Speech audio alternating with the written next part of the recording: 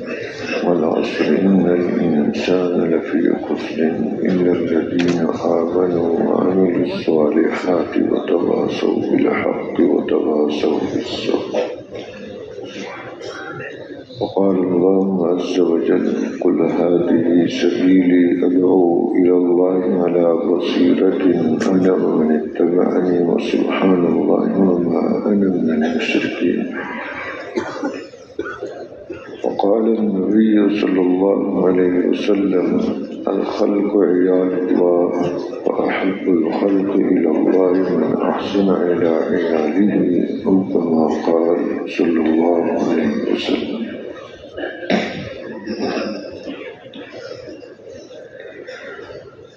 محترم دوستوں اور بزرگوں، اللہ پاک نے اس انسان کو اپنی خاص قدرت سے پیدا فرمایا ہے اور مختلف دوروں سے یہ گزر رہا ہے۔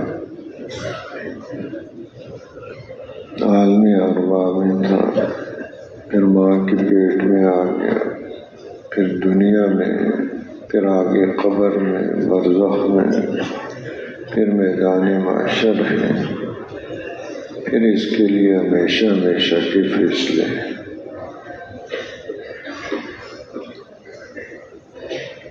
جنت کا فیصلہ ہے یا جہنم کا، اور جو ایمان والے کچھ گناہوں کی وجہ سے چلے گئے جہنم میں، کچھ عرصے بعد ان کو پھر جنت میں داخل کر دیا جائے گا اللہ پاک اپنے فضل و کرم سے۔ تو یہ مختلف دوروں سے گزر رہا ہے، کچھ دور ہم گزر کے آگے، کچھ باقی۔ یہاں رہنا کسی نے نہیں، آج ہم نظر آ رہے ہیں، پہلے کوئی اور لوگ تھے، کچھ عرصے بعد ہم نظر نہیں آئیں گے اور ہوں۔ یہ حقیقت سب کے سامنے ہے، چل چلاؤ ہے، یہاں ٹھہراؤ نہیں۔ یہ ساری چیزیں انسان دیکھ رہا ہے لیکن پھر بھی دھوکے میں پڑ جاتا ہے، پتہ ہے اس کو یہاں نہیں ٹھہرنا، جانا ہے یہاں سے۔ اب ان مختلف دوروں میں اس پر حالات آتے ہیں۔ یہاں کے حالات ہیں، قبر میں ہیں، میدان معاشر میں ہیں، اور آخرت کے حالات ہیں۔ ان تمام حالات میں یہ انسان کامیاب ہو جائے، اس کے لیے اللہ پاک نے اتنے انتظامات فرمائے جس کی کوئی حد نہیں، کیونکہ مسئلہ اس انسان کا بڑا اہم ہے، بڑا نازک اور بڑا حساس مسئلہ ہے۔ ایسے ہی بیکار اس کو پیدا نہیں کیا۔ فرمایا فَحَسِبْتُمْ أَنَّمَا خَلَقْنَاكُمْ عَبَثًا وَأَنَّكُمْ إِلَيْنَا لَا تُرْجَعُونَ۔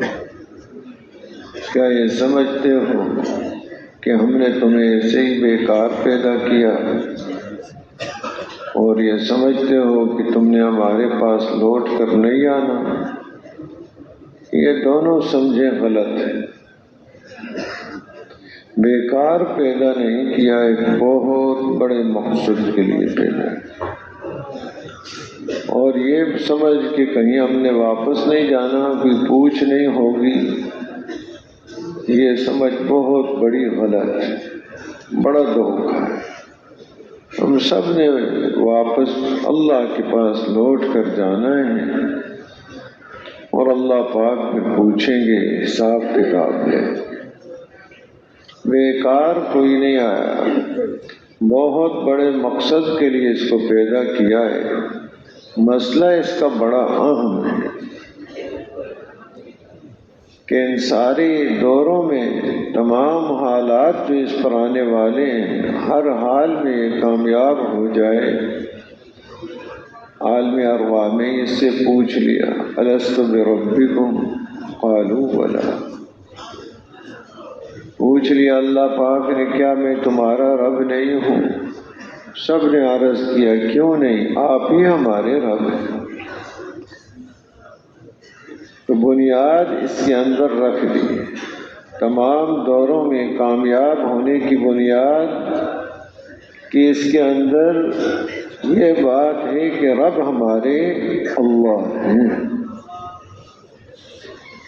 یہ بنیاد جتنی اس کی پختہ ہے اتنا ہی یہ کامیاب ہے۔ یہ بیج اندر رکھ دیا ہے اس کے اندر، ایسے ہی نہیں چھوڑا کہ اس کو پتہ نہ ہو۔ یہ سوال کیا اور فرماتے ہیں بعض اب بھی یاد ہے، حضرت علی رضی اللہ تعالیٰ عنہ فرماتے ہیں کہ مجھے یاد ہے ابھی بھی، اور بعض اللہ والے فرماتے ہیں ابھی بھی کان میں یہ آواز گونج رہی ہے الست بربکم۔ یہ جو سوال کیا اس کی آواز اب بھی کانوں میں آ رہی ہے۔ تو یہ چیز ایک اس کے اندر رکھ دی کہ اس کی بنیاد پر یہ کامیاب ہوگا، ہر حال میں، ہر دور میں، ہر منزل میں کامیابی اس کی بنیاد یہ ہے کہ ہمارے رب اللہ ہے۔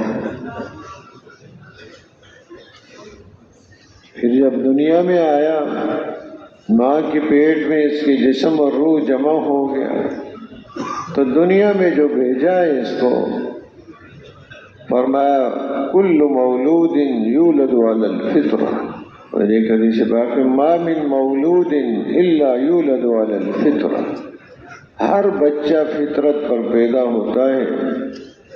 فطرت وہ قوت اور استعداد اللہ نے اس کے اندر رکھی ہے جس کی وجہ سے یہ حق کو قبول کر سکتا ہے۔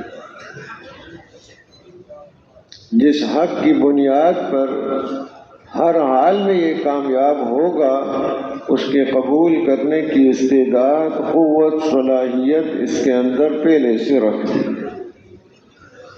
ایسی بات نہیں ہے کہ بنیاد اس کے اندر کوئی نہ ہو، قوت نہ ہو، صلاحیت نہ ہو، جو اوامر اس کو دیے گئے ہوں ان کو پورا نہ کر سکے، جن چیزوں سے منع کیا گیا ان سے رک نہ سکے، یہ قوت ہی نہیں۔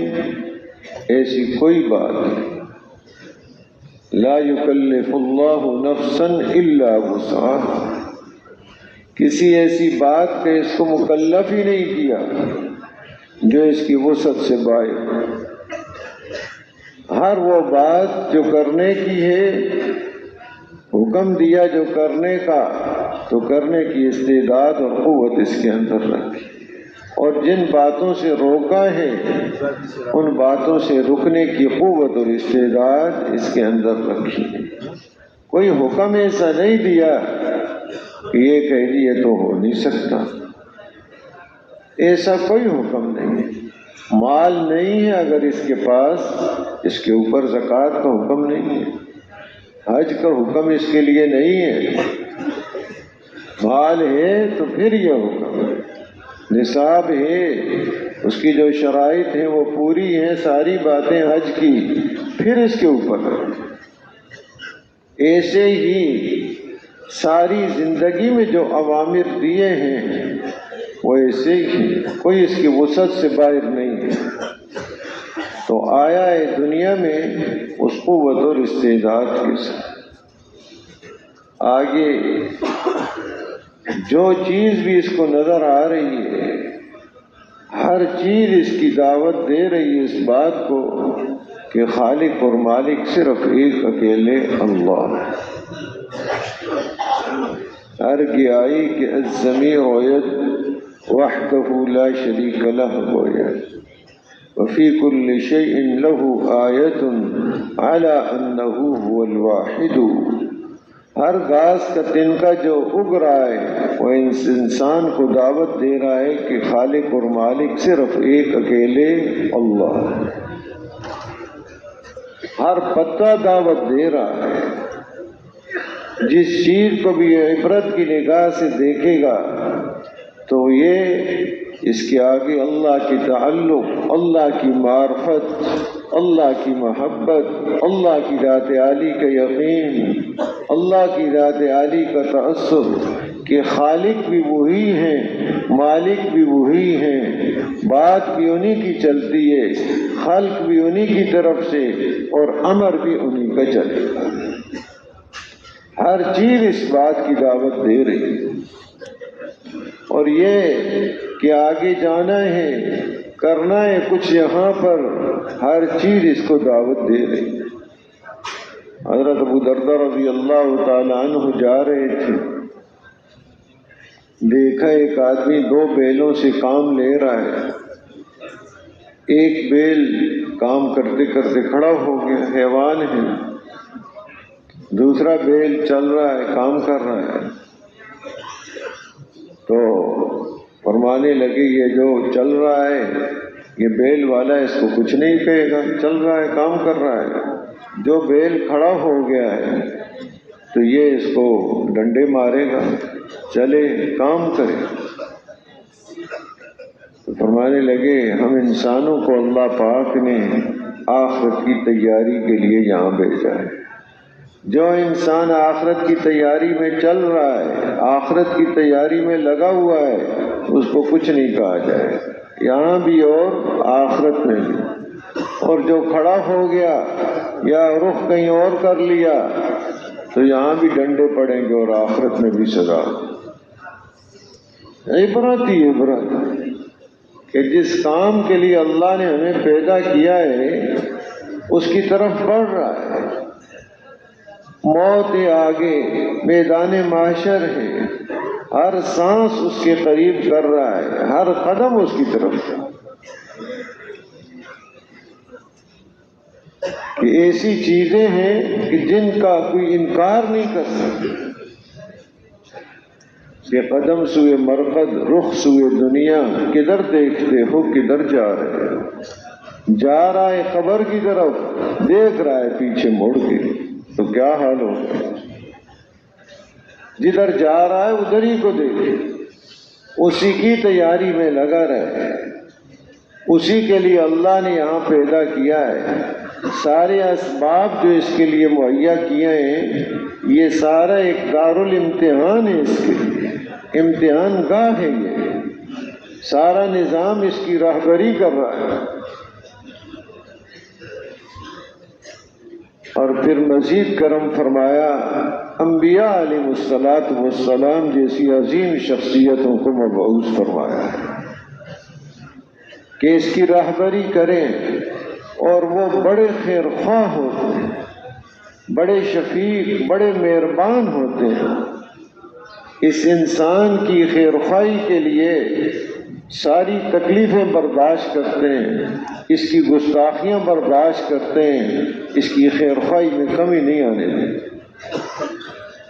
سیدنا نوح علیہ السلام 1-2 دن کی بات نہیں ہے، کوئی 10 دن 40 دن 4 مہینے کی بات نہیں ہے، 950 سال تک محنت فرما رہے ہیں۔ لبث فیہم 1000 سنۃ الا 50 عاما، اور وہ ان کی خیر خواہی کے لیے بات کر رہے ہیں کہ انہی کا بھلا ہے، اسی کے کہ جس خالق اور مالک نے پیدا کیا ہے اس کو پہچان لے، اس کی عبادت کریں۔ اور آگے سے وہ کیا کرتے ہیں؟ فرمایا کلما دعوتہم، کہ جب بھی دعوت دی ہے، اور دعوت کس کام کے لیے دی؟ لتغفر لہم، تاکہ آپ ان کو بخش دیں۔ آگے سے یہ کیا کرتے ہیں؟ جعلوا اصابعهم في آذانهم واستغشوا ثيابهم واصروا واستكبروا استكبارا، اپنے کانوں میں انگلیاں ڈال دیتے ہیں، اپنے چہروں پر پردہ ڈال دیتے ہیں۔ یہ حال آگے سے وہ کر رہے ہیں کہ جب بھی ان کو دعوت دی، آگے سے یہ گستاخی اور یہ حرکت۔ اب کسی سے آدمی بات کرے، کان میں وہ انگلی ڈال لے تو بات کرنے کو دل نہیں کرے گا اس سے، کہ بھائی سنتا ہی نہیں ہے، تو آگے سے، اور آگے چہرے پر بھی پردہ ڈال دے۔ نبی ہیں، اللہ کے محبوب ہوتے ہیں، اب ان کے ساتھ یہ مخلوق ایسا معاملہ کر رہی ہے، پوری خیر خواہی کے ساتھ۔ ہر نبی جو تشریف لائے پوری خیر خواہی کے ساتھ انسانیت کو دعوت دی ہے کہ اس کا مسئلہ بڑا عام ہے۔ آخر میں سارے نبیوں کے سردار حضرت محمد مصطفیٰ صلی اللہ علیہ وسلم کو اللہ پاک نے مبعوث فرمایا ہے۔ پوری خیر خواہی تھی، ایسے اندر فکر لگی ہوئی تھی۔ یہ حضرات صحابہ اکرام رضی اللہ عنہ مجمعین آپ کے بارے میں فرماتے ہیں، دائم الفکر متواصل الاحزان لیست لہ راح، ہمیشہ فکر مند رہتے تھے، غموں کا سلسلہ مسلسل چلتا تھا، غم پر غم، اور راحت نہیں، بے چینی رہتی۔ تو کس کام کی ہے؟ انسانیت کی ہدایت کی حرص لگی ہوئی تھی، اور حریص آدمی کو جب تک وہ چیز نہ ملے جس کی حرص ہے، وہ بے قرار رہتا ہے، بے چین رہتا ہے۔ ایک ایک طلب کا درجہ، طالب ہے کسی چیز کا، اس کی تلاش میں، یہ حریص کا درجہ اس سے اوپر ہے۔ حرص لگی ہوئی ہے کہ انسانوں کو ہدایت نصیب ہو جائے تاکہ دنیا آخرت میں یہ کامیاب ہو جائے، کیونکہ اللہ پاک انبیاء علیہ السلام پر حقائق کو کھول دیتے ہیں۔ معراج میں آپ کو دکھلایا گیا جنت، جہنم، اور خواب میں کئی دفعہ آپ کو دکھلایا گیا، یہ چیزیں آپ پر کھول دی گئیں، اور نبی کا خواب برحق ہوتا ہے، نبی کا خواب وہی ہوتا ہے۔ وہ چیزیں دیکھیں کہ کیا جنت کے اندر نعمتیں ہیں، اور کیسے کس گناہ کرنے والے کو کیسا عذاب ہو رہا ہے۔ فلاں گناہ کیا، ان کو دیکھا، ان کا عذاب کیا ہے، فلاں گناہ کیا، ان کا عذاب کیا ہے، ان کا عذاب کیا ہے۔ اس لیے اندر ایک بے چینی ہے کہ انسان کدھر کو تیزی سے جا رہا ہے، اس بات کی فکر ہی نہیں۔ جیسے راستہ ہے، سڑک ہے، آگے بہت بڑا خطرناک گڑھا ہے، آدمی بڑی تیزی سے گاڑی چلا رہا ہے، آگے آدمی شور مچا رہے ہیں، رک جاؤ رک جاؤ، یہ رک ہی نہیں رہے۔ وہ جو اس کے سامنے شور مچا رہے ہیں، اشارے کر رہے ہیں، اس کو سمجھا رہے ہیں کہ رک جاؤ، وہ اسی کی بھلائی کے لیے، ورنہ آگے جائے گا تو تباہ ہو جائے گا۔ تو آخرت کی تباہیاں اور خسارے جس کا اندازہ کوئی نہیں۔ تو انبیاء علیہ السلام پوری خیر خواہی کے ساتھ حضور اکرم صلی اللہ علیہ وسلم، ایک کے پاس، دو کے پاس 6 آدمی تھے، ان کو دعوت دی، ایک کو، پھر دوسرے کو، پھر تیسرے کو، ایک نے انکار کیا، دوسرے، تیسرے، 6 کے 6 نے انکار کیا، پھر دعوت دی پہلے کہ ہو سکتا ابھی اس کا وقت، کا بھی آپ کی بات کا انکار کر دیا، پھر دعوت دے رہے ہیں کہ اندر ایک خیرخواہی کی یہ بچ ہے، اور بڑی خیرخواہی کے ساتھ دعوت دیتے ہیں، اور بڑے انداز کے ساتھ، بڑا ایک اسلوب ہے ان کے یہاں، اس طریقے کے ساتھ کہ انسانیت کا بھلا ہو جائے۔ حضرت عبداللہ ابن شخیر رضی اللہ تعالی عنہ فرماتے ہیں، رأیت رسول اللہ صلی اللہ علیہ وسلم وفی صدری عزیز کعزیز المرجل من البکاء، آپ صلی اللہ علیہ وسلم کو دیکھا کہ آپ کے سینہ مبارک سے رونے کی وجہ سے ایسی آواز آ رہی ہے جیسے ہنڈیا ابلنے کی آواز ہے، اور ایک روایت میں آیا ایسی آواز آ رہی ہے جیسے چکی جب چل رہی ہوتی ہے تو اس کی جو آواز ہوتی ہے اندر سے ایک ایسی آواز آ رہی ہے۔ وہ انسانیت کا غم۔ ایک رات ابو دردہ رضی اللہ تعالیٰ عنہ فرماتے ہیں کہ ایک ہی آیت پڑھتے رہے، ان تعذبہم فإنہم عبادک وإن تغفر لہم فإنک انت العزیز الحکیم، کہ اللہ اگر آپ ان کو عذاب دیں تو یہ آپ کے بندے ہیں، اور اگر آپ بخش دیں آپ غالب ہیں، حکمت والے ہیں۔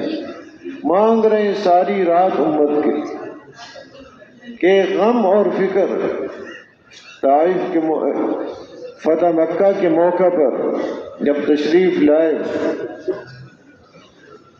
حضرت عبداللہ ابن عباس رضی اللہ تعالی عنہما، حضرت عباس رضی اللہ تعالی عنہ وہ لے کر آ گئے اپنے خیمے میں ابو سفیان، اس وقت تک یہ مسلمان نہیں ہوئے تھے، یہ آئے دیکھنے کے لیے حالات کہ کیا حالات ہیں ان کے،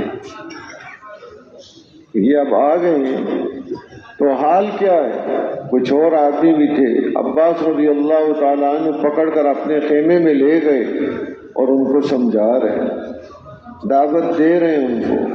کچھ بات سمجھ میں آئی، حضور اکرم صلی اللہ علیہ وسلم کی خدمت میں لے گئے، آپ نے ان کو دعوت دی اور جس کا مفہوم یہ فرمایا ہے ابو سفیان ابھی تک تمہاری سمجھ میں یہ بات نہیں آئی کہ اللہ کے علاوہ کوئی معبود نہیں ہے؟ تو وہ کہنے لگے یہ بات تو سمجھ میں آ گئی، اگر کوئی اور ہوتا تو ہماری مدد کرتا، اتنا آپ کو تنگ کیا، ستایا اور جنگیں لڑائیاں آپ کے ساتھ لڑی ہیں اور کسی موقع پر کوئی کچھ بھی نہیں ہوا، نقصان ہی ہوا ہے، شکست ہی ہوئی ہے، تو یہ بات تو سمجھ میں آ گئی۔ پھر آپ نے فرمایا ابھی تک یہ بات سمجھ میں نہیں آئی کہ میں اللہ کا رسول ہوں، تو یہاں رک گئے۔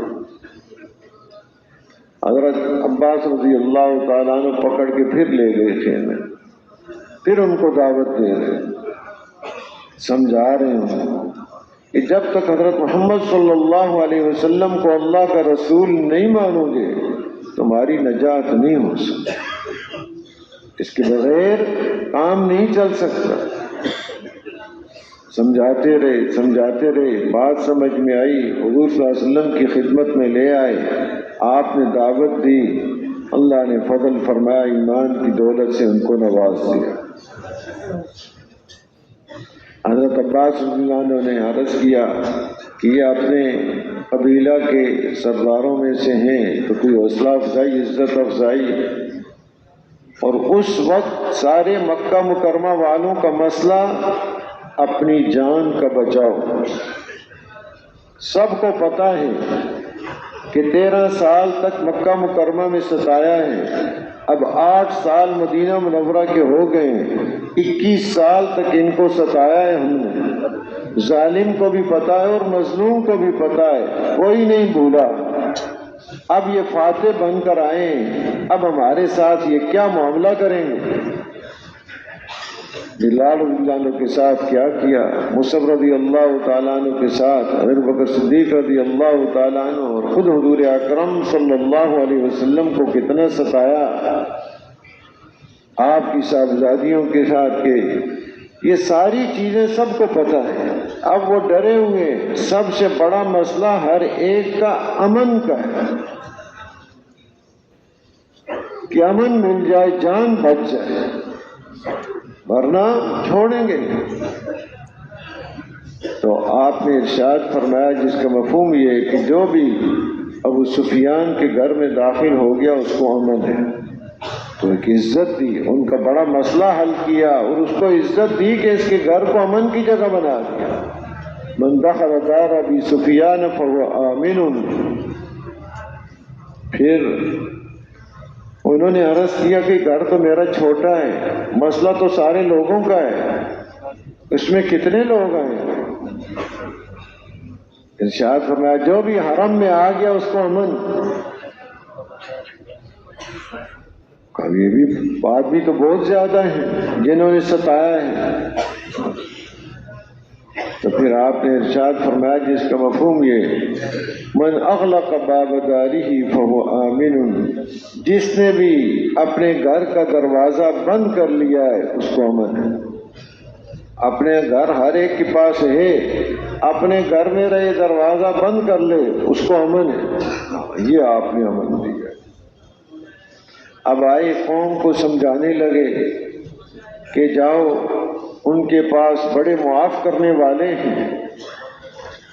بیوی آڑے آ گئی ان کا کہ جس نے حضرت حمزہ رضی اللہ تعالیٰ عنہ کا کلیجہ چبایا تھا، کہنے لگی اس کی بات نہ مانو، اس بوڑھے کی مروائے گا تمہیں۔ وہ کیسے ہمیں معاف کر سکتے ہیں کہ 21 سال ہم نے ان کو ستایا ہے اور سب کو پتہ ہے مروائے گا تمہیں، اس کی بات نہ مانو۔ یہ کہہ رہے میری بات مانو، گرا لیا اپنے خامن کو، اس کے سینے پہ بیٹھ گئے کہ اس کی بات نہ مانو۔ کہہ رہے ہیں کہ جو میں کہہ رہا ہوں وہ کرو۔ اب یہ بیچ میں رکاوٹ بنی۔ اب دوسرا دن جب ہوا تو دیکھا کہ یہی ہندا حضور اقدس صلی اللہ علیہ وسلم کی خدمت میں مسلمان ہونے کے لیے جا رہے ہیں۔ تو پوچھا کہ کل تیرا کیا حال تھا اور آج کیا ہوا؟ تو کہنے لگی کہ میں نے دیکھا کہ ابھی تو کچھ نہیں کر رہے، جب رات ہوگی تو قتل و غارت شروع ہو جائے گی، شب خون ماریں گے۔ تو رات ہو گئی، کچھ بھی نہیں ہوا، اندھیرا پھیلتا گیا، کچھ بھی نہیں ہو رہا، خاموشی ہے۔ باہر نکل کر دیکھا، ان کے خیموں کی طرف گئی تو وہاں خیموں میں ہی کوئی نہیں، کدھر چلے گئے؟ آ کے حرم میں دیکھا کہ سب حرم میں ہیں، عبادت میں لگے ہوئے ہیں، نماز پڑھ رہے ہیں، کوئی قیام میں، کوئی رکوع میں، کوئی سجدے میں، اور دعائیں مانگ رہے ہیں ہماری ہدایت کے لیے کہ یہ وہ اس کا ذہن کیا بنا ہوا ہے کہ یہ تو ہمیں چھوڑیں گے نہیں۔ اور وہ جو منظر دیکھا کہ جو حضور صلی اللہ علیہ وسلم نے ان پر محنت فرمائی اور کیسا اعلی صفات والے انسان ان کو بنا دیا کہ وہ ہماری ہدایت کے لیے دعائیں مانگ رہے ہیں، تو رات کے اس منظر نے میرے دل کو پلٹ دیا۔ حضور صلی اللہ علیہ وسلم کی خدمت میں گئی اور کہنے لگی جتنے خیمے باہر لگے ہوئے ہیں، کل تک میرے نزدیک سب سے برا خیمہ، مبغوض خیمہ وہ کہہ رہی ہے کہ آپ کا، اتنی اندر نفرت تھی۔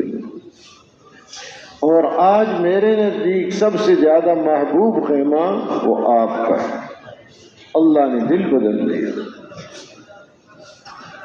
تو حضور اکرم صلی اللہ علیہ وسلم کی خیر خواہی، آپ حرم تشریف لائے، بیت اللہ کے اندر گئے، پھر باہر تشریف لائے، مکہ والے جمع ہیں، تو کہا کہ کیا معاملہ کروں تمہارے ساتھ؟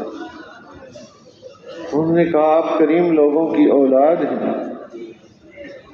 تو آپ نے ارشاد فرمایا جس کا مفہوم یہ کریم ابن کریم ابن کریم کہ یوسف علیہ السلام انہوں نے اپنے بھائیوں سے جو کہا تھا میں بھی تمہیں وہی کہتا ہوں۔ یوسف ابن یعقوب ابن اسحاق ابن ابراہیم علیہ الصلاۃ والتسلیم کہ یوسف علیہ السلام کے بھائیوں پر جب اپنی بات کھل گئی کہ ہم نے یوسف کے ساتھ کیا کیا علیہ السلام اور اب یہ کس مقام پر پہنچے ہوئے ہیں، تو اب وہ پریشان، لا تثریب علیکم اليوم، کوئی گرفت نہیں تمہارے اوپر، کوئی پکڑ نہیں تمہیں۔ تو حضور صلی اللہ علیہ وسلم نے بھی ان کو یہی ارشاد فرمایا لا تثریب علیکم اليوم وانتم الطلقاء، اور تم سب آزاد، کہ اب تو قابو میں ہیں سب، اللہ کے لیے سب کو آزاد کر دیا۔ کہ انسانیت کی ایک خیر خواہی کہ انہوں نے کتنا ستایا ہے۔ آپ صلی اللہ علیہ وسلم کا ارشاد کرامی ہے اوذیت فی اللہ ما لم یؤذ احد وخوفت فی اللہ ما لم یخوف احد، اللہ کے بارے میں جتنے مجھے اذیت پہنچائی گئی اتنی کسی کو نہیں پہنچائی گئی، اور اللہ کے بارے میں جتنا مجھے ڈرایا گیا اتنا کسی کو نہیں۔ غزوہ احد میں 70 صحابہ شہید ہو گئے، حضور اکرم صلی اللہ علیہ وسلم بھی زخمی ہیں۔ اب یہ ایک منظر ہے پورا، گھر گھر کا حال کیا بنا ہوا ہے۔ حضرت عائشہ رضی اللہ تعالیٰ عنہ نے عرض کیا کہ اس سے زیادہ سخت دن بھی آپ پر کوئی آیا ہے؟ آپ صلی اللہ علیہ وسلم نے ارشاد فرمایا کہ ہاں، طائف کا دن وہ اس سے بھی زیادہ سخت ہے، کئی میل تک وہ پتھر مار رہے ہیں، اور یہ منظر کے فرشتے آ گئے، انہوں نے آ کر عرض کیا اگر آپ ارشاد فرمائیں تو ان دو پہاڑوں کے درمیان ان کو پیس کے رکھ دیں۔ لیکن آپ یا صرف کی ذات گرامی رحیم و کریم ذات آپ فرما رہے ہیں اگر اس کا مفہوم یہ ایمان نہیں لاتے تو میں اللہ پاک سے امید کرتا ہوں کہ ان کی نسلوں میں ایسے آدمی پیدا ہو جائیں جو ایک اللہ کی عبادت کریں اور اللہ کے ساتھ کسی کو شریک نہ کریں۔ اتنے سخت دن آئے آپ کے اوپر، لیکن آپ درگزر آپ ان کو فرما رہے ہیں ایسی خیر خواہی کہ یہ انسانیت جہنم سے بچ جائے۔ تو اللہ پاک نے اتنے انتظامات فرمائے جس کی کوئی حد نہیں کہ اس انسان کا مسئلہ بہت عام، اور اس انسان کے مسئلے کو حل کرنے کے لیے پھر سب سے آخر میں رحمت للعالمین صلی اللہ علیہ وسلم کو مبعوث فرمایا۔ سب کے لیے رحمت ہی رحمت ہے، اور خاتم النبیین بنا کے بھیجا ہے کہ آپ کے بعد کوئی نیا نبی نہیں تشریف ہے، آپ ہی آخری نبی ہیں، آپ ہی کی بات چلے گی۔ اس لیے ایک محنت اور ایک کام آپ نے امت کو دیا ہے، مختلف ترتیبوں سے نکالا ہے، ایک ترتیب زندگی پر ان کو ڈالا ہے کہ حالات یہاں آئیں گے، یہ حال، یہ زمانہ جس دور میں ہم گزر رہے ہیں اس پر ہے سارا دار و مدار آنے والے دوروں کا۔ یہ اس جو ہم چل رہے ہیں، سانس لے رہے ہیں یہاں پر، آج دار و مدار اس پر ہے کہ یہ وقت کیسا گزر رہا ہے، حالات اس کے اوپر آئیں گے۔ اب ان حالات میں جو دنیا کے حالات ہیں کیسے چلتا ہے، تو اسی پر یہاں کے حالات بھی بنے یا بگڑے اسی پر دار و مدار ہے، آخرت کے حالات بنے یا بگڑے اسی پر دار و مدار ہے۔ اور ساتھ یہ بھی فضل فرمایا آخرت میں کیا ہوگا اس کے نمونے یہاں پیش کر دی۔ یہاں کی تکلیف، یہاں کی پریشانی نمونہ ہے آخرت کی تکلیف اور پریشانی کا، حقیقت آخرت میں رکھیے، یہ ایک نمونہ ہے۔ یہاں کی راحت، اطمینان، چین، سکون، یہ ایک نمونہ ہے۔ اصل راحت، چین اور سکون اس کی حقیقت آخرت میں رکھی۔ اب آدمی ان نمونہ سے بھی سبق حاصل کر، یہاں نمونے ہیں، یہاں حقیقت نہیں ہے۔ یہاں چاہے کتنی اس کو نعمتیں مل جائیں، ساری دنیا کا مالک بن جائے، آخرت کے مقابلے میں کوئی حیثیت نہیں ہے اس کی۔ یہ نمونے ہیں، یہاں کے پھل نمونہ ہیں، ان کا مٹھاس، ان کی لذت، یہاں کے کھانے، ان کی لذتیں، یہ ایک نمونہ ہیں۔ یہاں کا اطمینان، چین، سکون اور خوشیاں نمونہ ہیں، حقیقت اس کی رکھی ہوئی ہے آخرت میں جنت کے۔ اسی طرح یہاں کی تکلیف، یہاں کی پریشانی اور یہاں کا سانپ، یہاں کا بچھو، یہ ایک نمونہ ہے، حقیقت اس کی آخرت میں رکھی، تاکہ یہ پہچان لے هو الذی خلق لکم ما فی الارض جميعا۔ اللہ پاک کی ذات وہ ذات ہے جنہوں نے تمہارے نفع کے لیے جو کچھ زمین کے اندر ہے سب کچھ تمہارے نفع کے لیے پیدا کیا۔ فرماتے سانپ میں کیا نفع ہے، بچھو میں کیا نفع ہے؟ نفع ہے اس کا بہت بڑا، آخرت کا سانپ یاد آ جائے۔ یہاں اگر اس کے سامنے کوئی سانپ ہو نہیں تو یہ سمجھ ہی نہیں سکے گا سانپ کیا چیز ہوتی ہے۔ یہاں کا بچھو دیکھ لیا، کسی کو ڈنگ مار دیا اس نے تو یہ سمجھ سکے یہاں ایک نمونہ ہے، ورنہ پتہ ہی نہیں چلے گا آخرت کا بچھو کیسا ہے۔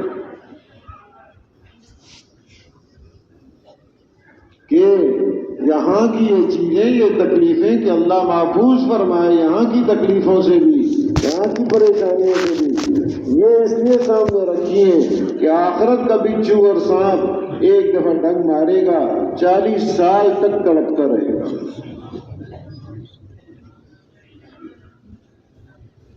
تو یہ یہ ایک نمونے پیش کر دیے ہیں تاکہ ان نمونے سے عبرت حاصل کرے. کون سا نمونہ چاہیے؟ آخرت میں حقائق موجود ہیں، آخرت میں حقیقتیں موجود ہیں، اصل چیزیں موجود ہیں. اب کون سی چیز چاہیے؟ انبیاء علیہ السلام اس کی مستقل برابری فرماتے ہیں، اور اللہ پاک نے اس کے لیے اپنی آخری کتاب قرآن پاک کو نازل فرمایا. حضور اکرم صلی اللہ علیہ وسلم کی ساری زندگی اس کی تشریح ہے کہ یہ زندگی کیسے اس میں گزارنی ہے. آپ ایک بہترین نمونہ بنا کر بھیجیں گے. کیا حالات اس پر آئیں گے؟ اب ان حالات میں اس نے کیا کرنا ہے؟ ایک ہے اپنی سوچ کو استعمال کرے، اپنے تجربے کو استعمال کرے، اپنے ماحول سے متاثر ہو جائے، دوسرے لوگوں کو دیکھ کر اپنی زندگی گزارنے کا راستہ مقرر کرے. ایک راستہ وہ ہے جو اس کے خالق اور مالک نے اس کے لیے بنایا ہے. اس کی اپنی سوچ بیچارے کی کیا ہے؟ اس کو تو کمزور پیدا کیا گیا. خلق الانسان ضعیفا. اس کی نگاہ ایک طرف دیکھ سکتا ہے، 5 طرف دیکھتا ہی نہیں. جو ایک طرف دیکھتا ہے وہ سامنے تھوڑی سی یعنی فاصلے پر کوئی رکاوٹ آ جائے دیکھ ہی نہیں سکے گا. اس کا سننا اس کے اندر کمزوری. چند آوازیں آ جائیں کہ بھائی چپ کرو، ایک بولے سمجھ نہیں آ رہی، سمجھے کبھی وہی آواز جو اس کی زبان ہوگی، جو زبان سمجھتا ہے، جو دوسری زبان نہیں سمجھتا وہ سمجھ بھی نہیں سکتا. سن تو رہا ہے لیکن سمجھ نہیں رہا. کیا پتہ اسی کے خلاف وہ پروگرام بنا رہے ہیں دوسری زبان والے، اس کو تو پتہ بھی نہیں چلے گا. تو اس کے سننے میں بھی کمزوری، اس کی سمجھ میں بھی کمزوری. کئی دفعہ سمجھتا ہے یہ شکار کر رہا ہے، سمجھتا ہے یہ شکار ہے، وہ گولی ماری، تیر چلایا تو اپنے بیٹے کو ہی جا لگا، وہ تھا آگے، کسی انسان کو جا کے لگ گیا. کئی دفعہ غلطیاں اس کو لگتی ہیں. راستہ اختیار کیا لیکن وہ غلط تھا. تو کمزور اس کو پیدا کیا گیا. ہاں قوتیں بہت ہیں لیکن ساتھ کمزوریاں بھی ہیں اس کے اندر. اور یہ بھی وکان الانسان اکثر شیء جدلا، یہ بڑا جھگڑالو بھی ہے. وکان الانسان عجولا، بڑا جلد باز بھی ہے. ظلوما جہولا، بڑا ظالم بھی اور جاہل بھی ہے. اب ان کمزوریوں کے ہوتے ہوئے یہ اپنے لیے کوئی راستہ متعین کرے، کوئی فیصلہ کرے، تو ساری باتوں میں، اس فیصلے میں یہ کمزوریاں موجود ہیں. جھگڑا پن بھی اس کے اندر ہے، جلد بازی بھی اس کے اندر ہے، جہالت بھی اس کے اندر ہے، ظلم بھی اس کے اندر ہے، بے صبرا ہو جاتا ہے ذرا حال آ جائے. یہ ساری چیزیں اس کے اندر ہیں. اب وہ جو فیصلے کرے گا ان فیصلوں کا کیا حال ہوگا؟ اس لیے اللہ پاک نے اس کو اپنے حال پر نہیں چھوڑا، بڑی مہربانی فرمائی، بڑا کرم فرمایا. انبیاء علیہ السلام کو مبعوث فرمایا ہے.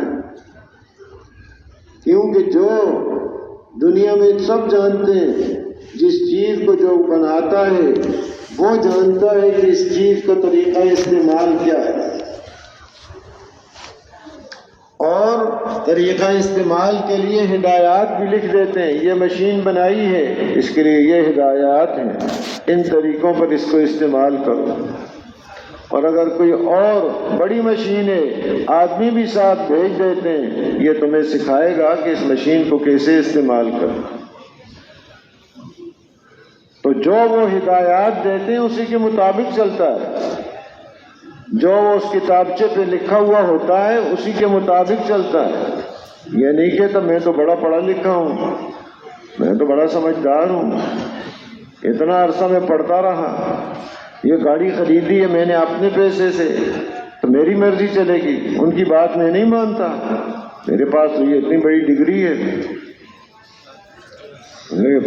تیل کی جگہ پانی ڈال دیا، پانی کی جگہ تیل ڈال دیا، جہاں رکنا تھا وہاں گاڑی کو تیز کر دیا، جہاں تیز کرنا تھا وہاں کھڑا کر دیا، اشارہ دائیں طرف دینا تھا بائیں طرف دے دیا کہ بھائی پیسہ میرا لگا ہے اور میں تو اتنا پڑا ہوا ہوں، فلاں چیز ہے میرے پاس. تو کیا خیال ہے، کیا حال ہوگا اس کا؟ جان کا بھی نقصان اور مال کا بھی نقصان، اپنا بھی کرے گا دوسروں کا بھی کرے گا۔ ٹھیک ہے بہت پڑھے لکھے ہو، بڑے سمجھدار ہو، لیکن اس وقت تو ماننی کس کی تمہیں پڑے گی؟ جس نے یہ گاڑی بنائی ہے۔ وہ جیسے کہتے ہیں استعمال کرو، اس کے مطابق استعمال کرنا ہے۔ تو محترم دوستو بزرگو، اللہ پاک نے اس کو بنایا ہے، اس انسان کو کس نے بنایا ہے؟ اللہ پاک نے بنایا ہے 3 اندھیروں کے اندر۔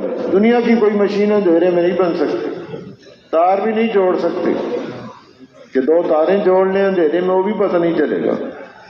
وہ خالق اور مالک، یخلقکم فی بطون امہاتکم خلقا من بعد خلق فی ظلمات 3 کہ ایک ترتیب اور انداز سے پیدا کیا 3 اندھیروں کے اندر۔ ماں کے پیٹ کا اندھیرا ہے، بچہ دانی اس کا اندھیرا ہے، وہ جھلی جس کے اندر یہ لپٹا ہوا ہوتا ہے اس کا اندھیرا ہے۔ اس اندھیروں کے اندر اس کو پیدا کیا، اور ہر پرزہ ہر عضو اپنی ٹھیک ایسی جگہ پر رکھا، ایسا خوبصورت بنایا ہے کہ اس سے زیادہ یہ خوبصورت نہیں ہوتا۔ دل کہاں رکھنا تھا اس کا، وہاں رکھ دیا۔ آنکھیں کہاں لگانی ہے، سامنے لگانی ہے، پیچھے نہیں لگانی کہ اندھیرے میں کہیں پیچھے لگ گئی ہو، ایسی بات نہیں۔ زبان کہاں رکھنی ہے اس کی، کان کہاں لگانے ہیں، اندھیرے کے اندر سے۔ تو وہ جو بنانے والے ہیں وہ جانتے ہیں کہ اس کے دل کا استعمال کرنے کا طریقہ کیا ہے، اس کے زبان کا استعمال کا طریقہ کیا ہے، کان کو کیسے استعمال کرے، اپنی سوچ کو کیسے استعمال کرے، ہاتھ اور پاؤں کو یہ کیسے استعمال کرے، ہر عضو کا اس کے پیدا ہونے سے لے کر موت تک سارا جو بھی اس کا استعمال ہوگا وہ استعمال اس کو بتا دیا۔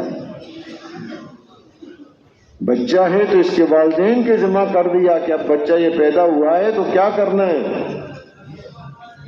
اس کے ایک کان میں اذان کہنی ہے اور دوسرے کان میں اقامت کہنی ہے، یہ استعمال بتا دیا کہ پہلی چیز اس کی فکر کرنی ہے۔ جو دنیا میں آیا ہے بچہ، ایک اللہ نے نعمت دی ہے، اس نعمت کے لیے پہلی ذمہ داری کیا ہے والدین پر؟ فوراً اس کے کان میں اذان کہی جائے۔ فرماتے ہیں اتنی دیر بھی نہ کرو، اگر مرد نہیں ہے تو عورت ہی، اور کوئی نہیں ہے تو ماں ہی اس کے کان میں اذان کہہ دے، اور وضو نہیں ہے بغیر وضو کے کہہ دے، کیونکہ مسئلہ بڑا اہم ہے اس کا کہ جی وضو میں کتنی اب دیر لگے گی، اتنا اہم مسئلہ ہے کہ آتے ہی اس کے دل میں اللہ اکبر کہ یہ بات دل میں اتر جائے، کسی کو بڑا نہ سمجھے، سب سے بڑی ذات کون ہے؟ اللہ ہی ہے۔ پہلا مسئلہ اس بچے کا یہ ہے کہ چاروں طرف جو کچھ اس کو نظر آئے گا کسی کی عظمت اور بڑائی پیدا نہ ہو، عظمت اور بڑائی کس کی ہو؟ اللہ کی ہو۔ اس بچے کے کان میں پہلے ہی ڈال دیا جائے۔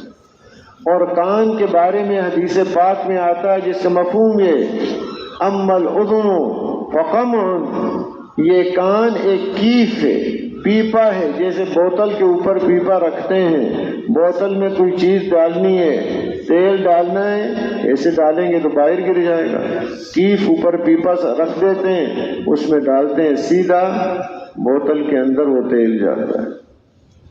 تو اس کے کان میں اب سیدھی یہ بات جا رہی ہے اللہ اکبر اللہ اکبر، جب کان میں ڈالتے ہیں تو سیدھا کہاں گئی؟ دل کے اندر یہ بات بچے کی چلی۔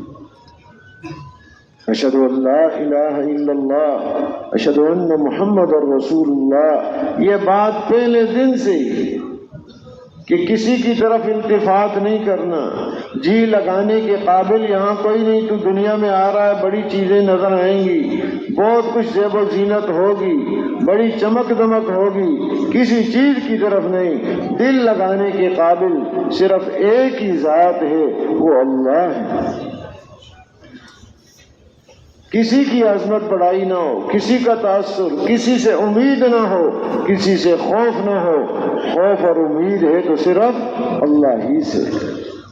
عبادت کے لائق صرف ایک اکیلے اللہ ہی ہے۔ اب یہ بات سیدھی کان کے ذریعے سے دل کے اندر جا رہی ہے، اوپر پیپا لگا ہوا ہے۔ اور پھر اشہد ان محمد رسول اللہ کہ زندگی جو گزارنی ہے وہ صرف رسول اکرم صلی اللہ علیہ وسلم کی، وہ زندگی اللہ کو ایسی پسند ہے کہ جو وہ زندگی اختیار کرتا ہے۔ حضور اکرم صلی اللہ علیہ وسلم مخلوق میں سب سے زیادہ اللہ کے محبوب ہیں، آپ کی زندگی کی ہر ادا اللہ کے ہاں محبوب ہے۔ جو ان اداؤں کو اور سنتوں کو اختیار کر لیتا ہے اللہ کے نزدیک وہ محبوب بن جاتا ہے اللہ کا۔ یہ پہلے دن ہی بتا دیا۔ تو پھر آگے بہت بڑا عمل، حی علی الصلاۃ حی علی الفلاح، کہ ایسا عمل ہے اگر یہ صحیح ہو جائے ساری زندگی صحیح ہو جائے۔ نماز بگڑ گئی سارے اعمال بگڑ گئے، نماز بن گئی سارے اعمال بن گئے۔ حدیث پاک کا مفہوم ہے ان اول ما يحاسب بالعبد يوم القیامہ الصلاۃ ومن صلحت صلاته صلح له سائر عمله ومن فسدت صلاته فسد سائر عمله او كما قال صلی اللہ علیہ وسلم۔ قیامت کے دن جو سب سے پہلے حساب ہوگا وہ نماز کا حساب۔ نماز جس کی صحیح اور درست نکل آئی باقی اعمال بھی اس کی صحیح اور درست نکل لیں گے۔ جس کی نماز فاسد اور خراب ہو گئی تو باقی اعمال بھی اس کے فاسد اور خراب۔ تو پہلے ہی بتا دیا عمل کرنے تم نے۔ نماز وہ ایسا بنیادی عمل ہے، نماز کا مقام انسانی اعمال میں وہ مقام ہے جو انسانی جسم میں دل کا مقام ہے۔ دل ٹھیک ہو گیا تو سارا جسم ٹھیک ہو گیا، دل بگڑ گیا تو سارا جسم بگڑ گیا۔ نماز ٹھیک ہو گئی سارے اعمال ٹھیک ہیں، نماز بگڑ گئی سارے اعمال بگڑ گئے۔ حی علی الفلاح، کامیابی اسی کے اندر ہے۔ دنیا میں آوازیں لگیں گی فلاں راستہ اختیار کر لو، اس میں بڑی کامیابی ہے۔ لوگ پیش کریں گے ہاں جی یہ چیز لے لو، یہ کاروبار کر لو، پیشکشیں ہوں گی اس کی، اس میں بڑا نفع ہے، اس میں بڑی کامیابی ہے، یہ تمہاری دنیا دکھائیں گے، فلاں چیز بنتی ہوئی دکھائیں گے۔ کامیابی کا صرف راستہ کون سا ہے؟ جو حضور اکرم صلی اللہ علیہ وسلم فرمایا وَمَن يُطِعِ اللَّهَ وَرَسُولَهُ فَقَدْ فَازَ فَوْزًا عَظِيمًا، کہ جس نے اللہ کی اطاعت کی، اللہ کے رسول صلی اللہ علیہ وسلم کی اطاعت کی، اس نے بہت بڑی کامیابی کو حاصل کر لیا۔ کامیابی یہ ہے، یہ پیشکشیں ہوں گی، پہلے ہی بڑی پیشکش کر دی اس کے سامنے انسان کہ خبردار ہوشیار ہو کے رہنا، جو ان پیشکشوں سے متاثر نہ ہونا، ان کی قیمت اللہ کے نزدیک ایک مچھر کے پر کے برابر ملے، اور اگر وہ حلال ہے تو حساب دینا ہوگا، حرام ہے تو عقاب ہوگا۔ حرام پر پکڑ ہوگی اگر ایسی پیشکشوں میں پھنس گئے تو، ہاں حلال ہے اس کا حساب دینا ہوگا، حساب کے بغیر نہیں ہے، لیکن حرام پر پکڑ ہے تو یہ پیشکش کر دی۔ نماز ہے سب سے بڑی کامیابی کا ذریعہ، نماز پر محنت کر لے، اور پھر آخر میں پھر کہا کہ لا الہ الا اللہ، اللہ اکبر لا الہ الا اللہ، کہ اس انسان نے دنیا میں ان حالات میں گزرنا ہے پہلے سے ہی اللہ پاک نے اس کو بتا دیا۔ اور دوسرے کان میں اقامت، شاہ عبدالعزیز صاحب محدث دہلوی رحمۃ اللہ علیہ فرماتے ہیں کہ جیسے نماز اب ہم پڑھتے ہیں، صبح کی نماز پڑھی الحمدللہ، پہلے اذان ہوئی، کچھ دیر بعد پھر نماز پڑھی ہو گئی، پھر آخر میں اقامت شروع ہو گئی۔ جو ہی اقامت ختم ہوئی امام صاحب نے اللہ اکبر کہہ کے نماز شروع کر دی، پھر کوئی دیر بیچ میں نہیں لگی، صفیں سیدھی کی، سارے کام ہوا، اقامت پھر کہی گئی، اقامت ختم ہوئی تو فوراً اللہ، کوئی دیر نہیں لگی۔ شاہ عبدالعزیز صاحب رحمۃ اللہ علیہ فرماتے ہیں ہر انسان کی اذان اور اقامت ہو چکی ہے، جنازے سے پہلے کوئی اذان اقامت ہاں بھائی نہیں ہے، تو اتنا وقفہ ہے اب بس اس کی زندگی کا، زندگی کا زمانہ کتنا ہے، اذان بھی ہو گئی، اقامت بھی ہو گئی، اب فوراً امام اللہ اکبر کہے گا جنازے کے لیے، تھوڑا سا وقت ہی ہے، زیادہ وقت نہیں ہے اب اس سے، اب اس تھوڑے سے وقت کو یہ کیسے گزارے،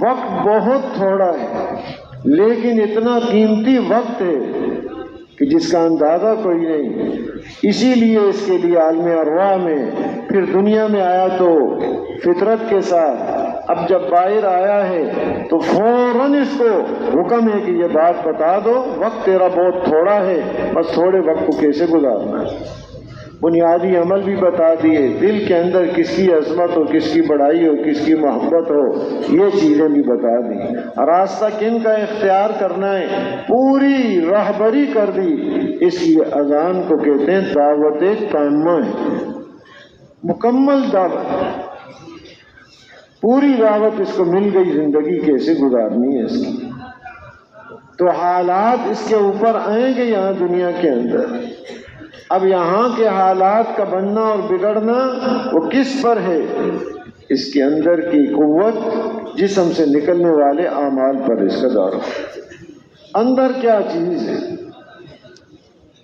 یہاں پر بھی یہی اور آگے مرنے کے بعد بھی یہی، معاملہ ایک ہی جیسا ہے، ہاں یہ ہے فرق، یہاں نظر نہیں آتا، وہاں آخرت میں نظر آ جائے، یہاں آدمی کو پتہ نہیں چلتا یہ کیا کس وجہ سے ہو رہا ہے، ظاہری نقشہ بعض دفعہ بنا ہوا نظر آتا ہے لیکن ہوتا ہے بگاڑ، جب اندر بگڑا ہوا ہے، اعمال بگڑے ہوئے ہیں، ظاہری نقشہ بنا ہوا نظر آ رہا ہے، دوسرے بھی کہتے ہیں بڑا یہ کامیاب جا رہا ہے لیکن وہ تباہی کی طرف جا رہا ہے، قارون کا ظاہری نقشہ بنا ہوا تھا، بہت کچھ ہے، بڑے خزانے ہیں، جب اپنی زیب و زینت کے ساتھ نکلتا ہے تو لوگ بھی کہتے ہیں یا لیت لنا مثل ما اوتی قارون انہ لذو حظ عظیم، کاش کہ ہمیں بھی ایسا مل جاتا جیسے اس کو ملا ہوا ہے، یہ تو بڑے نصیبے والا ہے، یہ بھی ساتھ کہہ رہے ہیں بڑے نصیبے والا ہے، آج بھی بعض دفعہ لوگ ایسے کہہ دیتے ہیں، کوئی چمک دمک دیکھی کسی کی بڑے نصیبے والا ہے، پتہ نہیں نصیبہ ہے یا پکڑ ہے،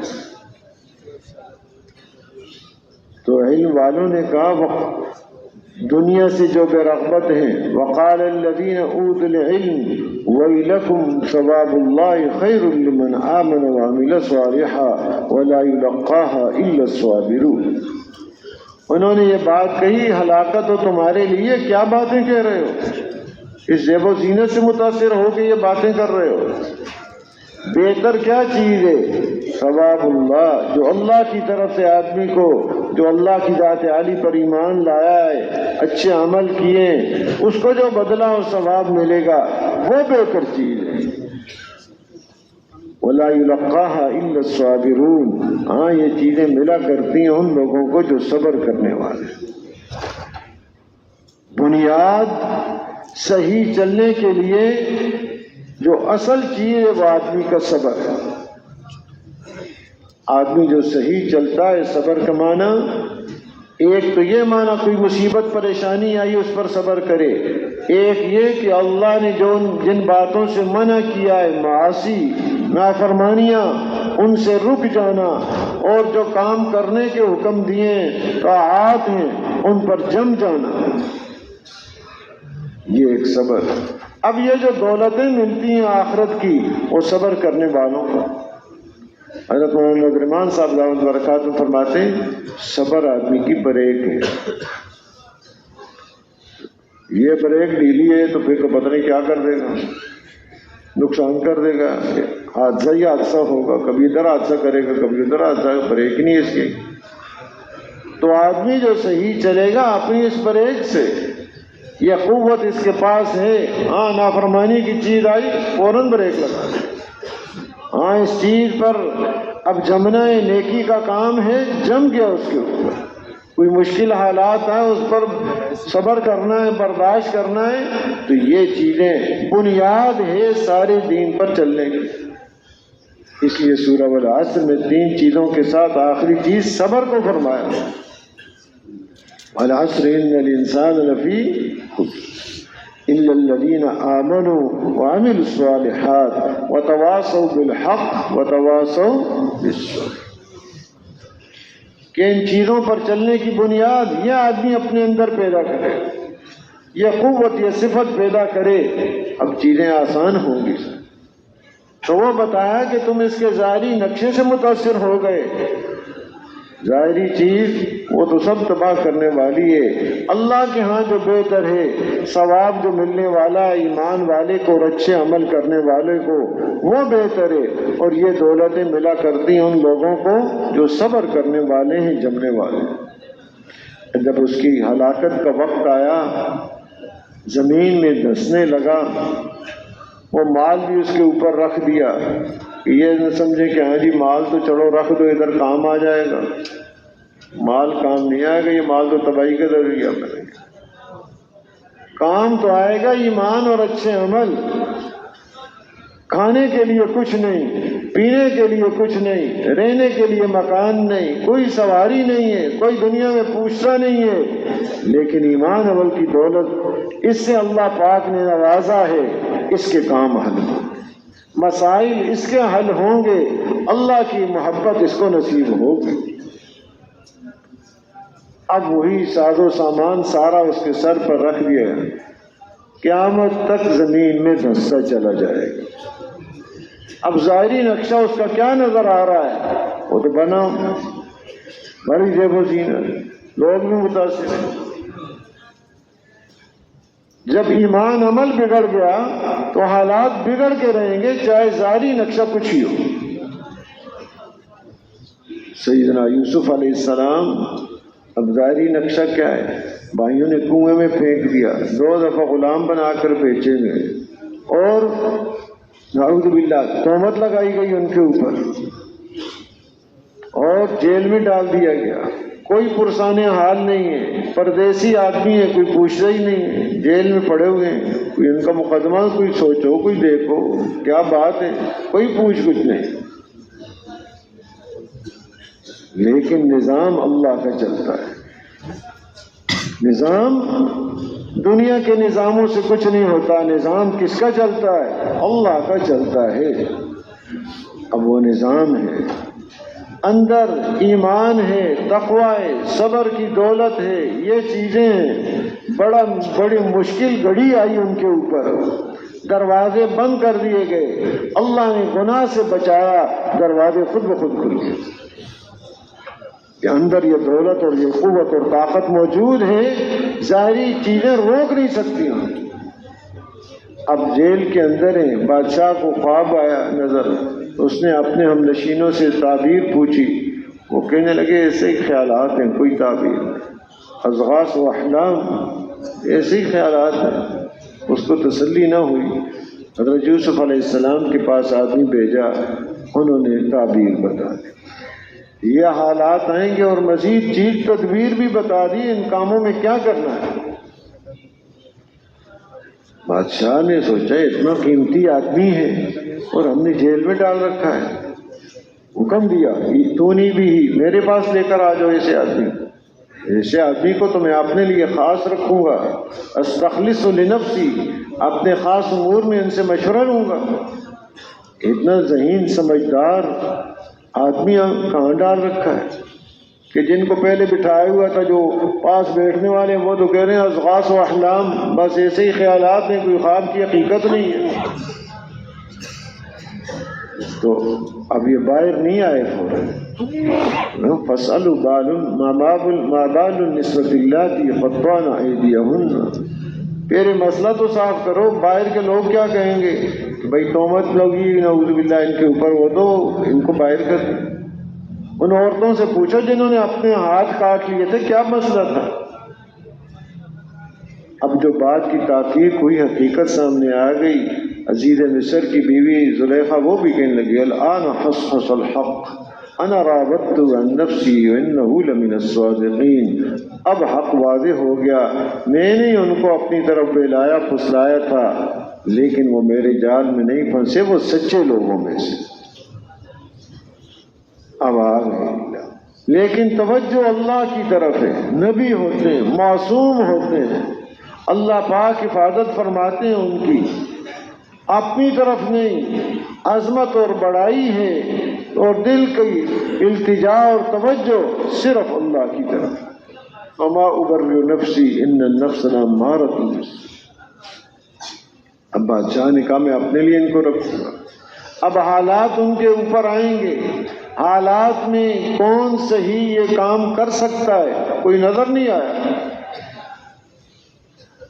کیونکہ کام جس کے حوالے کرنا ہے اس کے اندر دو صفتیں ضروری ہیں۔ کوئی کام بھی ہو، دنیا کا کام ہو یا دین کا کام ہو، علماء اکرام فرماتے ہیں حضرت شعیب علیہ السلام کی صاحبزادی نے جو والد صاحب کو مشورہ دیا، بہت بہترین مشورہ، کہ موسیٰ علیہ السلام نے ان کی بکریوں کو پانی پلا دیا تھا، پھر آگے انہیں آدمی چاہیے تھا، تو اب کس کو کام پہ رکھنا ہے؟ تو ایک صاحبزادی نے مشورہ دیا، یا ابت استاجر ان خیر من استاجرت القوی الامین، کہ ابا جان ان کو کام پر رکھ لیں، جن کو کام پر رکھنا ہو ان میں سے سب سے بہترین آدمی کون ہوتا ہے؟ جو قوی بھی ہو اور امین بھی ہو، کہ جو کام ان کے ذمہ کرتے ہیں وہ کر بھی سکتا ہو، اس کی استعداد اور صلاحیت بھی اس کے اندر ہو اور امانت دار بھی ہو، اب کام ٹھیک چلے گا۔ اگر کام ہی نہیں کر سکتا یہ امانت دار تو کام کو کیسے چلائے گا؟ نہ کام تو کر سکتا ہے، امانت دار نہیں ہے تو وہ کام کو کیسے جائے؟ وہ تو خیانت کرے گا۔ اور جہاں دونوں ہی صفتیں نہیں ہیں، نہ کر سکتا ہے نہ امانت دار ہے، تو کتنی تباہی مچائے گا۔ تو جب نظر آئے، حالات پر نگاہ ڈالی، بتایا تمہاری حکومت سے مجھے کوئی غرض نہیں، ان چیزوں سے کوئی غرض نہیں، غرضوں والے ٹھیک حکومت چلا نہیں سکتے، مجھے یہ ضرورت نہیں ان چیزوں کی۔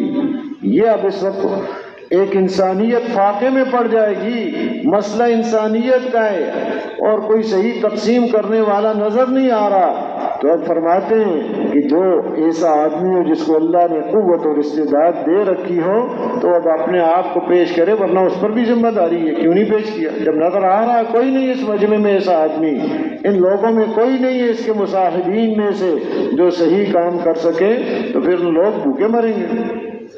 تو اس لیے اپنے آپ کو پیش کیا، یہ نہیں کہ کوئی اس چیز کی چاہت تھی، دنیا کی ان کے اندر چاہت ہوتی نہیں، بے غرض ہوتے ہیں۔ اب وہ جو نظام صحیح چلایا تو اس کی برکت سے لوگوں کو چیزیں مل رہی ہیں اور دور دور تک خبریں پہنچ گئیں، حتیٰ کہ ان کے بھائی بھی غلہ لینے کے لیے آئے، اور یہ خود بعض دفعہ فاقوں سے وقت گزار رہے ہیں۔ یہ نہیں کہ پہلے اپنا پیٹ بھر لو پھر لوگوں کو تقسیم کرو، فاقوں سے وقت گزر رہا ہے، لوگوں میں چیزیں پہنچا رہے ہیں، تقسیم کر رہے ہیں۔ اب بھائی آئے تو انہوں نے تو اپنے بھائیوں کو دیکھتے ہی پہچان لیا، وہ نہ پہچان سکے۔ دوسری دفعہ آئے، تیسری دفعہ، قرآن پاک میں تفصیل سے قصہ موجود ہے۔ اب بات ان کے سامنے رکھی ہے کہ پتہ کیا کیا تم نے یوسف کے ساتھ؟ کہنے کہ اچھا آپ یوسف ہیں؟ ہاں میں یوسف ہوں، انا یوسف وہذا اخی قد من اللہ علینا انہ من یتقی ویصبر فإن اللہ لا یضیع اجر المحسنین۔ وہ حیران ہو گئے ہم نے کیا معاملہ کیا اور یہ کہاں پہنچے ہوئے۔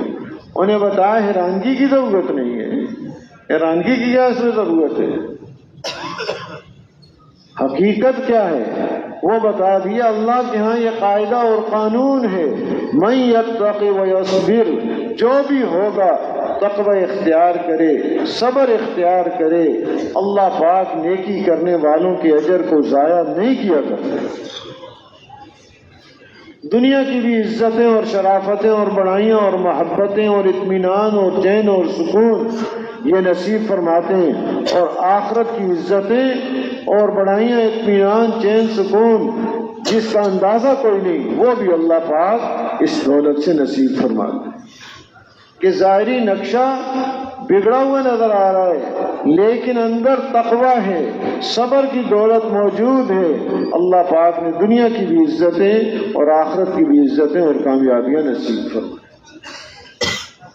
تو بنیاد یہ ہے، حالات اس انسان پر آتے ہیں اور حالات آتے ہیں اللہ کی طرف سے، حالات لانے والی ذات اللہ پاک۔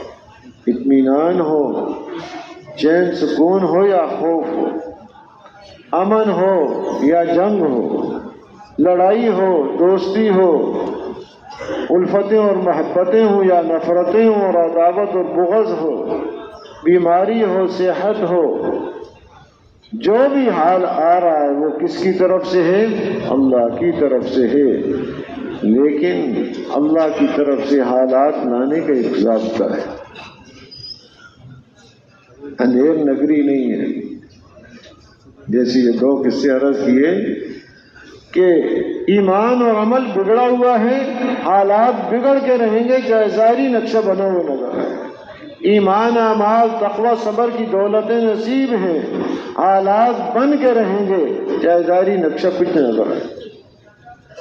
حالات لانے والی ذات وہ ہیں، اور حالات کے یہاں ضابطہ کیا رکھا ہے؟ ایمان عمل ہے، حالات اچھے آ کے رہیں گے۔ ایمان عمل کا بگاڑ ہے، حالات بگڑ کے رہیں گے۔ یہ ضابطہ ہے، ایسا ضابطہ ہے کہ اس کی پابندی اور انتہا، اس کی کوئی حد نہیں، اسی پر ہے سارا دار و مدار۔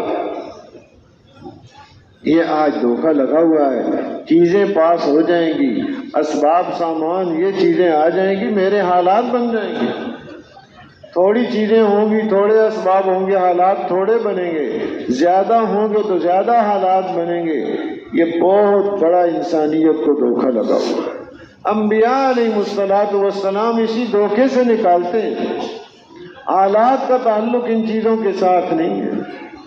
قومیں گزری ہیں، تجارت بڑی، عالمی سطح کی تجارت، بین الاقوامی درجے کی تجارت، باغات بہت زیادہ، پانی اور ڈیم کے انتظامات بہت زیادہ، صنعت و حرفت میں بہت زیادہ ماہر۔ آج بھی ان کی مہارت کے جو نشانات نظر آتے ہیں انسان دنگ رہ جاتا ہے، لیکن ایمان عمل بگڑ گیا، اپنے نبی علیہ الصلوۃ والسلام کی بات کو نہیں مانا۔ ان ساری چیزوں کے باوجود اللہ نے ان چیزوں ہی کے اندر تباہ و برباد کر دیا۔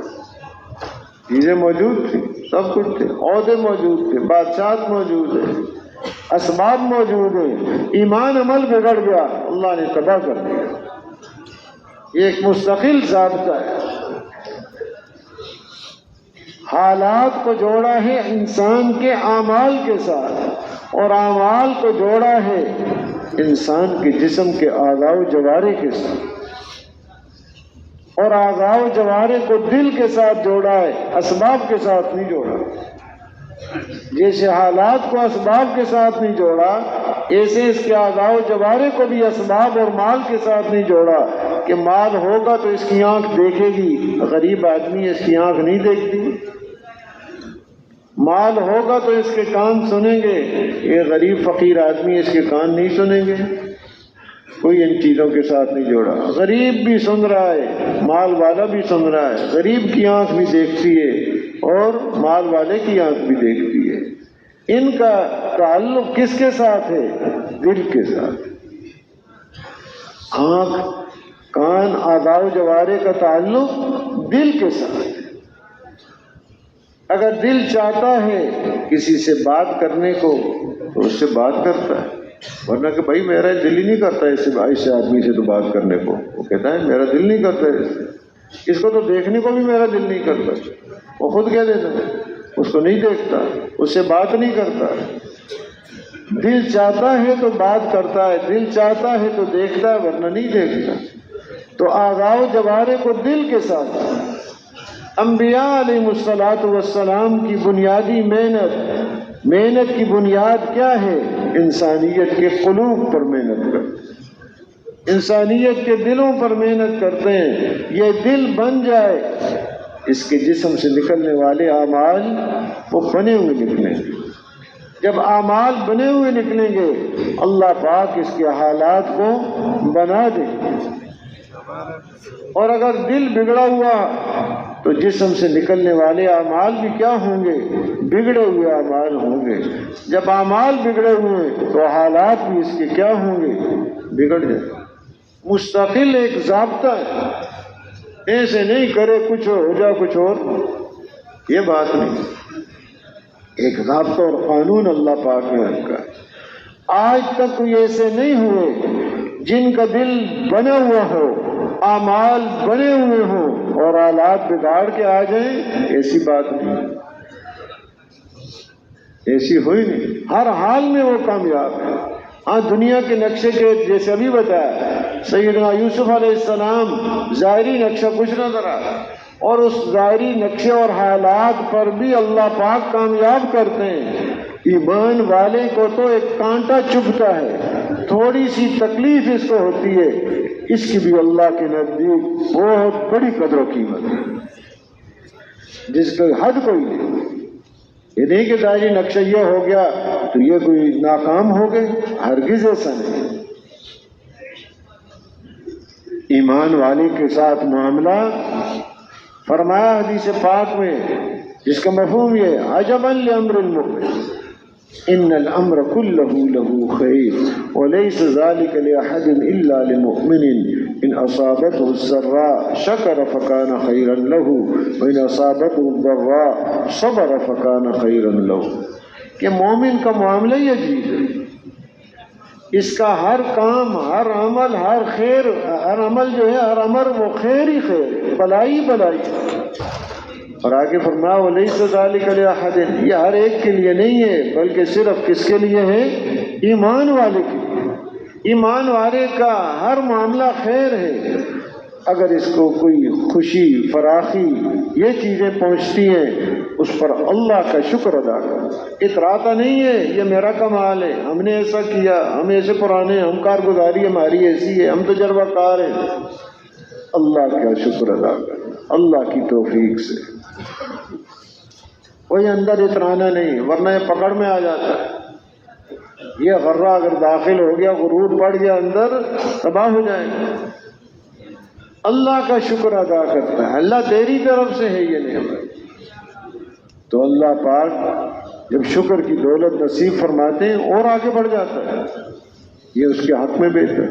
اور اگر اس کو تکلیف، پریشانی، بیماری وہ کوئی آئی، اس پر یہ صبر کرتا ہے، شکوہ شکایت نہیں کرتا، لوگوں کو بتانا نہیں شروع کر دیتا، معاملہ اللہ کے ساتھ ہے، صبر کیے ہوئے اور نیکیوں پر جمع ہوا ہے۔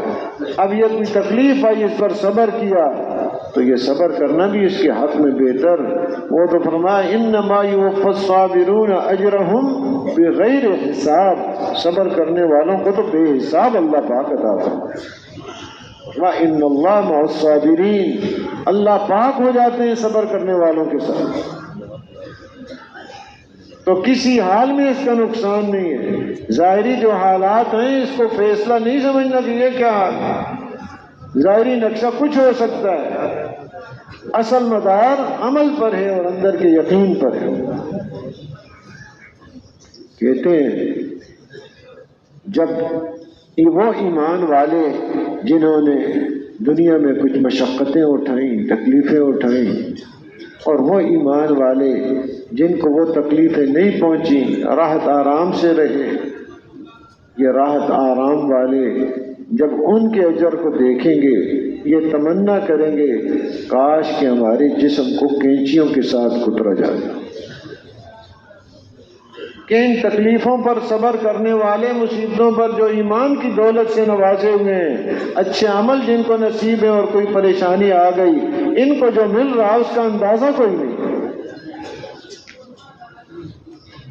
تو مسلمان کسی حال میں، ایمان والا نقصان میں نہیں،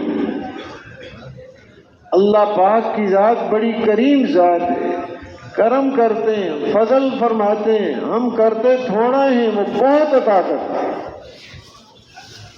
بہت عطا کرتے ہیں، بڑی مہربانیاں ہیں، بڑی سہولتیں ہیں، ظاہری پر ہم کمزور ہیں، معاملہ ہمارے ساتھ کمزور کہ بھئی ان کو پاس کریں، یہ فرماتے ہیں حسن الظن باللہ عز وجل من حسن العبادہ، اللہ کی ذات عالی کے بارے میں اچھا گمان کرنا یہ اچھی عبادت میں سے، کہ ہم تو گناہگار ہیں، ہمارے عمل کیسے ہیں، ہم سب اپنا حال، دل کا کیا حال ہے، نماز کا، ذکر تلاوت کا، دعوت کا کیا حال ہے، ہر آدمی اپنے آپ کو جانتا ہے، من انم کے من دانم، کیا حال ہے میرا، لیکن اس ذات پہ کرم اور فضل ہے کہ اپنے فضل سے ایک لگایا ہوا ہے اس محنت کے اندر، ایمان کی دولت سے نوازا ہے، محض اللہ کا فضل ہے، محض اللہ کا کرم ہے، نماز کی توفیق دی، اپنے راستے میں نکلنے کی توفیق عطا فرمائی، محض اللہ کا فضل ہے، کوئی کمال نہیں ہے ہمارا، اس کا فضل ہی فضل ہے، اور وہی چاہیے۔ یہ جب امید باندھتا ہے، فرما انا عند ظن عبدی بھی، میرا معاملہ بندے کے ساتھ وہ ہوتا ہے بندہ جیسے میرے ساتھ گمان کرتا ہے، تو کرم وہ چاہیے۔ تو محترم دوستو بزرگو، اللہ نے فضل فرمایا، یہ دنیا میں اس وقت گزار رہے ہیں ہم، اب کس رخ سے ہمارا وقت گزرے، اللہ نے اپنے فضل سے حضور اکرم صلی اللہ علیہ وسلم کا امتی بنایا ہے، بہت بڑی سعادت ہے، اس پر ہمیں خوش ہونا چاہیے، اس سے بڑی عزت کی کوئی دنیا میں چیز نہیں ہے۔ آج جو کہتے ہیں کہ میرا فلاں ہوتا ہے، فلاں منصب ہے، اتنا ہی جاگیر ہے، اتنا فلاں ہے، یہ فلاں صاحب ہے، یہ فلاں صاحب ہے، اس پر وہ فخر، یہ فانی چیزیں ہیں، اور ان فانی چیزوں میں تو غیر بھی شریک ہیں۔ اگر تجارت پر فخر ہے تو تجارت تو ایک کافر بھی کرتا ہے، عہدے منصب پر فخر ہے وہ تو ایک کافر کو بھی نصیب ہوتی ہے، وہ تو ایک کافر کو بھی دی ہوئی اللہ نے۔ فخر کی چیز کیا ہے؟ میں کس کا امتی ہوں؟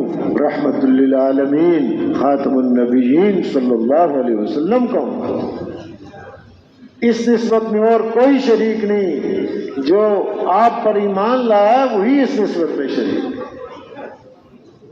بہت بڑی نسبت۔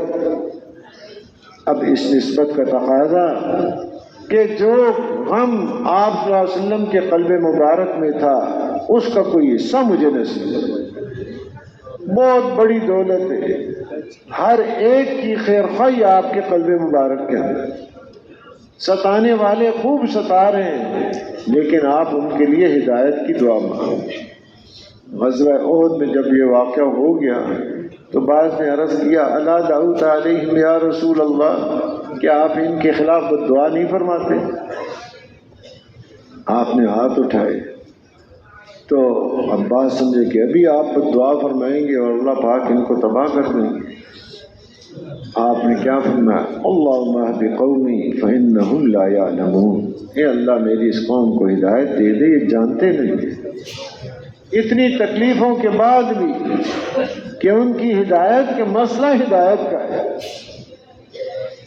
تو محترم دوستو بزرگو، اللہ نے وہ مبارک محنت نصیب فرمائی اس انداز کے ساتھ کہ ہر وقت ہم یہ سمجھیں میں امتی ہوں رسول اکرم صلی اللہ علیہ وسلم کا، ختم نبوت کی برکت سے اللہ نے مجھے یہ دولت نصیب فرمائی ہے، اور آپ کی ہر بات ساری دنیا سے زیادہ قیمتی ہے، آپ کا ہر ارشاد، ہر عمل ساری دنیا سے زیادہ قیمتی ہے، آپ کی ہر سنت ساری دنیا سے زیادہ قیمتی ہے، اس لیے فرمایا بلغوا عنی ولو آیا، ایک بات بھی پہنچ گئی نبی صلی اللہ علیہ وسلم کی کسی کے پاس، بہت بڑی دولت اس کے پاس پہنچ گئی، یہ آگے دوسروں تک پہنچائے،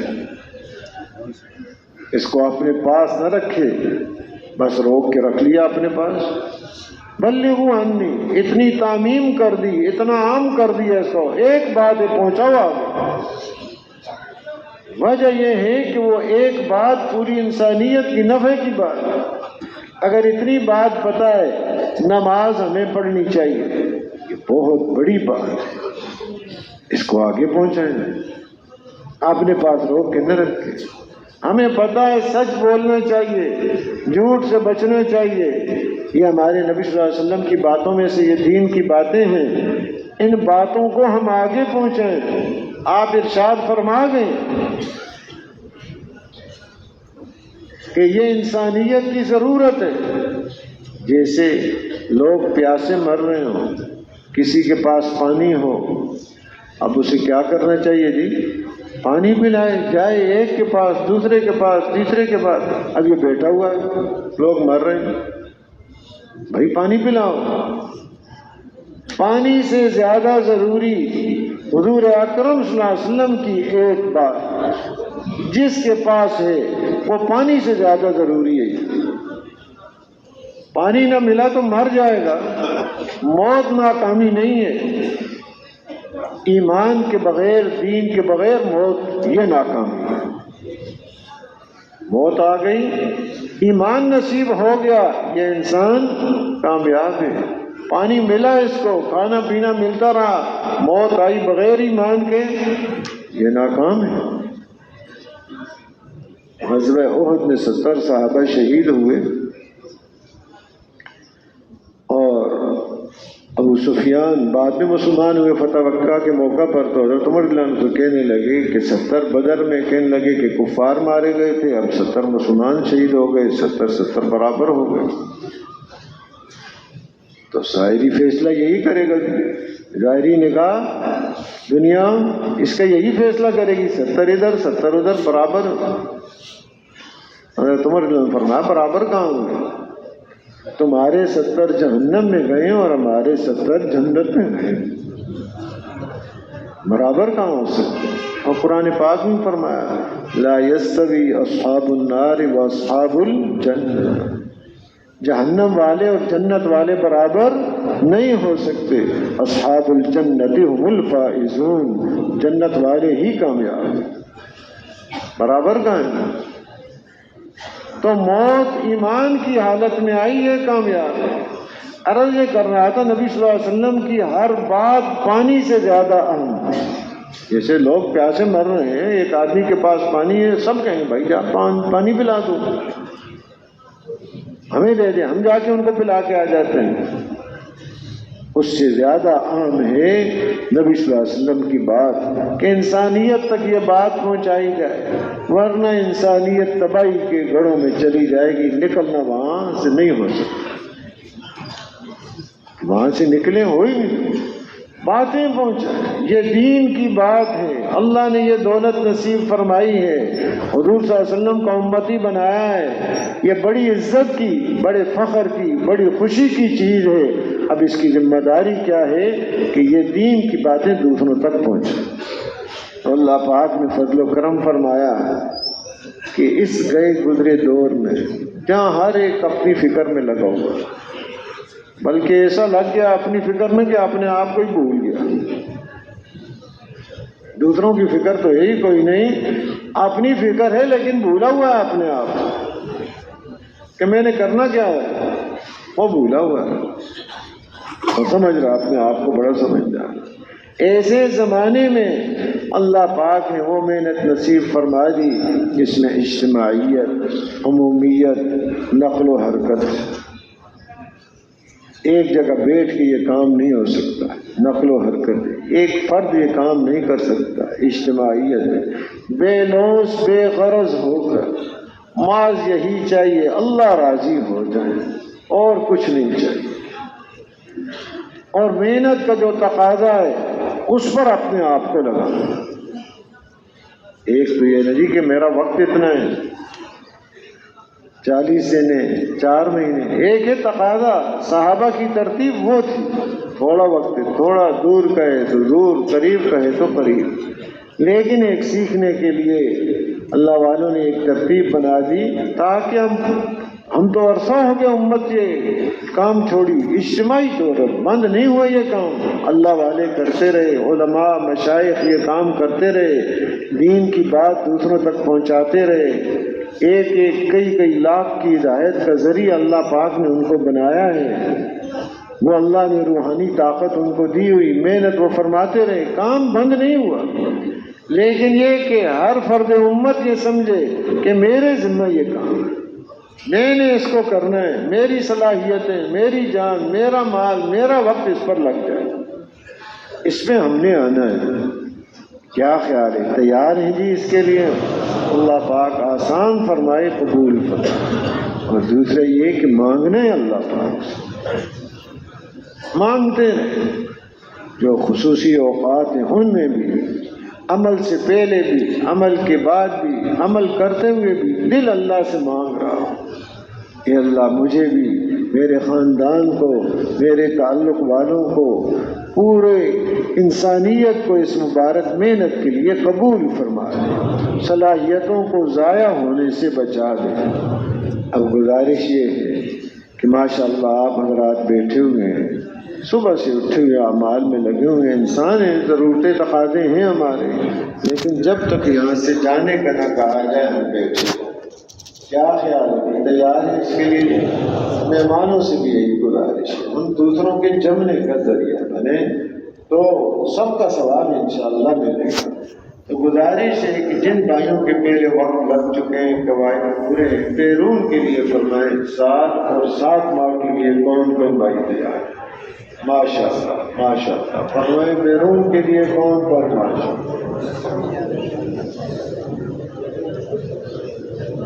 ماشاءاللہ ماشاءاللہ اور بھائی تشریف رکھیں۔ اللہ آسان فرمائے، قبول، اللہ پاک آسان فرمائے، قبول، تشریف رکھیں۔